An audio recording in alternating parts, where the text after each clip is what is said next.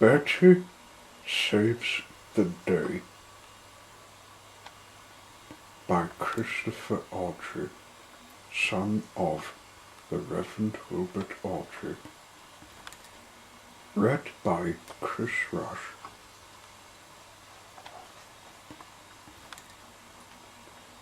We're booked on an excursion tomorrow, Bertie's driver told him as he put him in his garage one night. Bertie the bus was excited. He liked excursions. Usually he was kept busy bringing passengers to the railway stations for Thomas and the other engines. So an excursion would make a nice change. "Are they going to the seaside?" he asked. "No," said his driver. "It's a naturalist society, so they want to go up into the hills to watch the birds and look for rare plants. So make sure you're in good form for climbing." But when Bertie woke next morning, he didn't feel on good form for anything.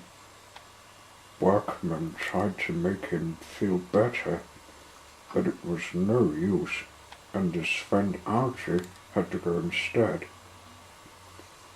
Algie went to the place where the naturalists were waiting. They all carried picnic baskets and had cameras and binoculars hanging round their necks. They got quickly into Algie, and with a toot he set off. They'd gone only a few miles when they had to wait at some traffic lights. Algie's engine stopped and wouldn't start again. The driver tried and tried, but he couldn't make Algie go. The passengers didn't mind. They laughed and offered to push. At last, Algie started. They drove on with care, the driver never letting Algie's engine run slowly. And at last, they reached their first destination.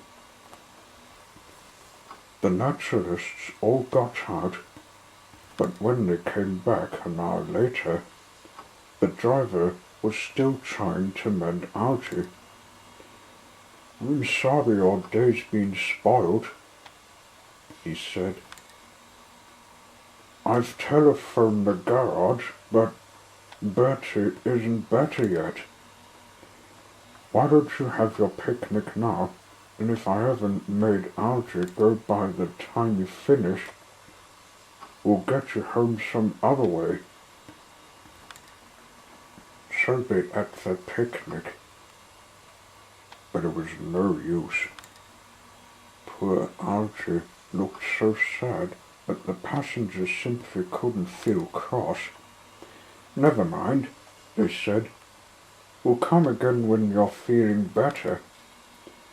Algie's driver went to the telephone, but while he was gone, they all heard a faint toot-toot in the distance. They looked at each other. "I know that toot," said Algie. "That's Bertie, that is." Sure enough, a moment later, Bertie swung round the corner. "Hop in," he called happily as he stopped beside them. "You won't have a wasted day after all." And thanks to Bertie the bus, they didn't.